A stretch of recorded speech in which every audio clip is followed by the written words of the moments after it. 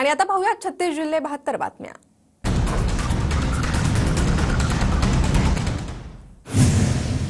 लाडकी बहीण योजनेत तक्रारी आलेल्या अर्जांचीच छाननी होणार। बाईक आणि चारचाकी वाहनं असणाऱ्यांना योजनेचा लाभ मिळणार नाही। मंत्री आदिती तटकरे यांची माहिती। शासकीय कर्मचाऱ्यांच्या वेतनासाठी मुंबई बँकेत वैयक्तिक खातं उघडण्यास मंजुरी। सार्वजनिक उपक्रम यांच्याकडील अतिरिक्त निधी मुंबई बँकेत गुंतवणूक करण्यासही मंजुरी। पहिल्याच बैठकीत राज्यमंत्री मंडळाचा मोठा निर्णय। राज्य सरकार 4849 एकर जमीन शेतकऱ्यांना परत करणार, तर राज्यातील तब्बल 963 शेतकऱ्यांना याचा फायदा होणार।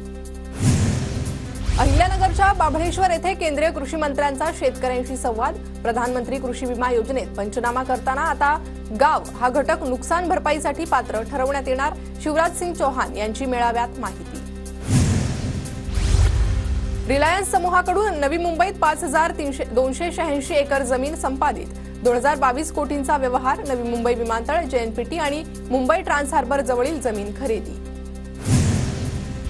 मुंबईच्या दादर येथील शिवाजी पार्क मधील शिवराज्याभिषेक सोहळ्याच्या शिल्पाला तडे। पालिकेसह सार्वजनिक बांधकाम विभागाने दुर्लक्ष केल्याचा आरोप।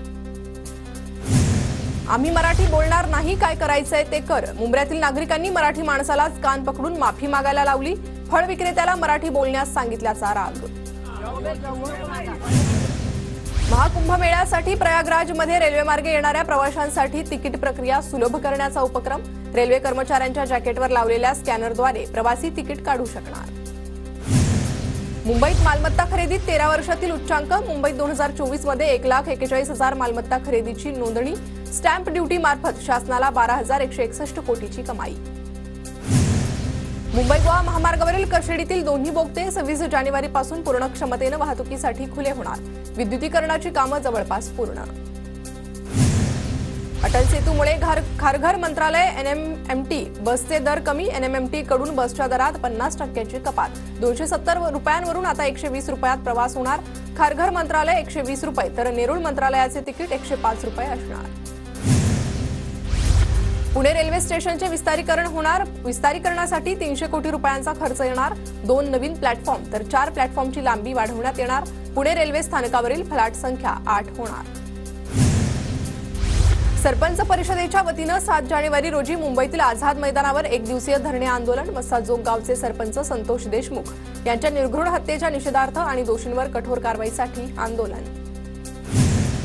डॉक्टरांनी मृत घोषित केलेला रुग्ण चालत घरी परतला। कोल्हापुरातील अजब घटना समोर। रस्त्यावरील खड्ड्यामुळे रुग्णवाहिकेला धक्का बसला आणि वृद्ध रुग्णाचा पुनर्जन्म झाल्याचा प्रकार।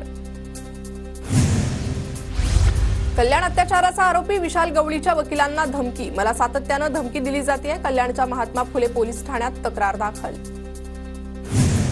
कल्याणमधील अल्पवयीन मुलीवर अत्याचार आणि हत्या प्रकरण। आरोपी विशाल गवळी आणि साक्षी गवळीच्या पोलीस कोठडीत 2 दिवसांची वाढ। जळगावच्या पाळधी गावातील संचारबंदी रात्री 8 नंतर हटवली। शांतता समितीच्या बैठकीनंतर संचारबंदी हटवण्याचा निर्णय।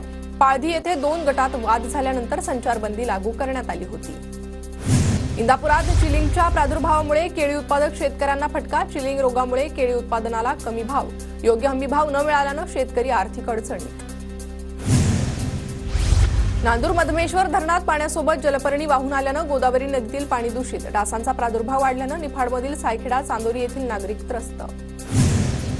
कोल्हापुरातील म्हासळवाडीमध्ये जिल्हाधिकाऱ्यांच्या अधिकारातील जमिनीवर वृक्षांची बेकायदेशीर कत्तल। सागवानासह इतर औषधी वनस्पती असलेल्या झाडांची कत्तल।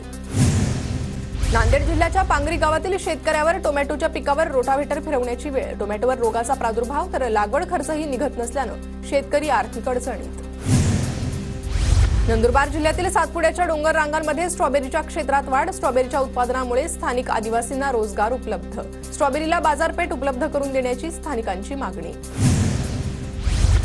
नंदुरबार जिल्ह्यातील कापूस उत्पादक शेतकरी आर्थिक संकटात। कापसाला भाव नसल्यानं अनेक शेतकऱ्यांनी घरात कापूस साठवून ठेवला। चांगला दर मिळण्याची अपेक्षा। नंदुरबार शहरात मोकाट गुरांच्या प्रश्न ऐरणीवर। शहरातील चौकाचौकांमध्ये मोकाट जनावरांचा वावर वाढल्यानं अपघातांची शक्यता। मोकाट जनावरांचा बंदोबस्त करण्याची नागरिकांची मागणी। धुळ्यातील धाडरे गावात शेतकऱ्यांचा आर्वी येथील वीज उपकेंद्रात ठिय्या आंदोलन। जळलेले विद्युत रोहित्र बदलून किंवा दुरुस्त करून मिळावं या मागणीसाठी शेतकऱ्यांचं आक्रमक आंदोलन। जळगावात चक्क कोंबड्यांचा साजरा झाला वाढदिवस। शहरातील हरिविठ्ठल नगर भागातील कापडणे दाम्पत्याकडून हार घालून औक्षण करून आणि केक भरवत कोंबड्याचा 5वा वाढदिवस। धुळ्यात गेल्या आठवडाभरापासून शहरात ढगाळ वातावरण, तुरीवर किडीचा प्रादुर्भाव वाढू लागल्याने उत्पादनावर मोठा परिणाम होण्याची शक्यता।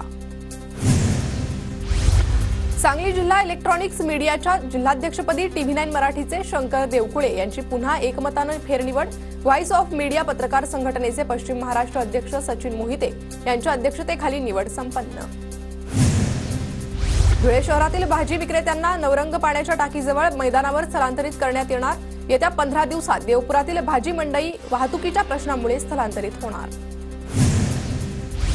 धुळ्यात शासनाच्या वतीनं 1 जानेवारीपासून शेळ्या मेंढ्यांसाठी लसीकरण मोहीम सुरू। जिल्हाधिकारी जितेंद्र पापळकर यांच्याकडून पशुपालकांना DPR लसीकरण करून घेण्याचं आवाहन। पुण्याच्या इंदापूरमध्ये वाळू तस्करांवर मोठी कारवाई। ड्रोनच्या माध्यमातून वाळू उपसा करणाऱ्या बोटींचा शोध।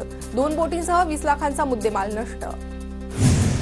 नागपूरच्या सीताबर्डीत पोलीस हवालदारानं रेस्टॉरंट मालकाला 5 लाखांची मागणी केल्याचा आरोप। गुन्हा दाखल करत पोलीस ठाण्यात बोलवून मारहाण केल्याचाही दावा। पोलीस विभागाकडून चौकशी सुरू। नाशिकमध्ये ट्रक आणि स्कूटीचा अपघात। अपघातात ट्रकच्या चाकाखाली आल्यामुळे 9 वर्षीय मुलीचा मृत्यू। अपघातात मुलीची आई आणि बहीण गंभीर जखमी। वाघोलीतील वाघेश्वर नगर येथे जुन्या वादातून हत्या। घरातल्या मुलीशी बोलत असल्यामुळे हत्या। सुधीर लक्ष्मण पेटकर आणि 2 जणांना पोलिसांनी ताब्यात घेतलं। कामोठेमधील मायलेकाच्या हत्येचं गूढ अखेर उकललं। 19 वर्षीय 2 तरुणांनी मायलेकाची हत्या केल्याचं समोर। नवी मुंबई पोलिसांकडून 24 तासात आरोपींना बेड्या। हत्येच्या घटनेनं नाशिक जिल्हा हादरला। पूर्वमेनासून धारदार कुऱ्हाडीनं 1 जणाची हत्या। हत्येनंतर आरोपी हत्या झालेल्याचे शीर घेऊन पोलीस ठाण्यात पोहोचला। गोविंद पानसरे हत्या प्रकरणात हायकोर्टाच्या हस्तक्षेपाची गरज नाही। पानसरे कुटुंबियांनी दाखल केलेली याचिका हायकोर्टाकडून निकाली। दररोज सुनावणी घेत लवकरात लवकर खटला निकाली काढण्याचे हायकोर्टाकडून आदेश। अमरावती शहरातील जिल्हा सामान्य रुग्णालय परिसरात 50 ICU खाटांच्या इमारतीच्या बांधकामाला सुरुवात। प्रत्येक आजारासाठी वेगवेगळे ICU विभाग सज्ज राहणार। ग्रामीण भागातून आलेल्या रुग्णांना फायदा होणार। उपचारादरम्यान युवकाचा मृत्यू झाल्यानं नातेवाईकांचा रुग्णालयासमोर गोंधळ। नातेवाईकांनी डॉक्टरवर उगारला हात। साताऱ्यातील मंगलमूर्ती हॉस्पिटलमधील घटना। राज्यात यंदाच्या रब्बी हंगामात उच्चांकी पेरणी। डिसेंबर अखेर 58,68,728 हेक्टरवर पेरणी। मका करडईच्या क्षेत्रात वाढ, तर ज्वारीच्या पेरणीत मात्र घट। नाशिक शहरात बंदी असलेल्या नायलॉन मांजा विक्री करणाऱ्याला अटक। क्राईम ब्रांच युनिट 1च्या पथकाकडून गुप्त माहितीच्या माध्यमातून औरंगाबाद रोड परिसरात कारवाई। नाशिकच्या मुंबई नाका परिसरात महात्मा ज्योतिबा फुले आणि सावित्रीबाई फुले यांच्या स्मारकाला आकर्षक सजावट। ज्ञानज्योती सावित्रीबाई फुले यांच्या 194व्या जयंतीच्या निमित्तानं विद्युत रोषणाई। सावित्रीबाई फुलेंच्या 194व्या जयंतीनिमित्त साताऱ्याच्या नायगावमध्ये जय्यत तयारी सुरू। नायगावातील कार्यक्रमाला मुख्यमंत्री, उपमुख्यमंत्री उपस्थित राहणार, तर परदेश दौऱ्यावर असल्यानं अजित पवार अनुपस्थित राहणार। शरद पवार आणि छगन भुजबळ आज एका कार्यक्रमात एकत्र येणार। चाकण उत्पन्न बाजार समितीत उद्या आज महात्मा ज्योतिबा फुलेंचा पुतळा अनावरणाचा कार्यक्रम। सोहळ्यानिमित्त पवार आणि भुजबळ एकाच व्यासपीठावर येणार।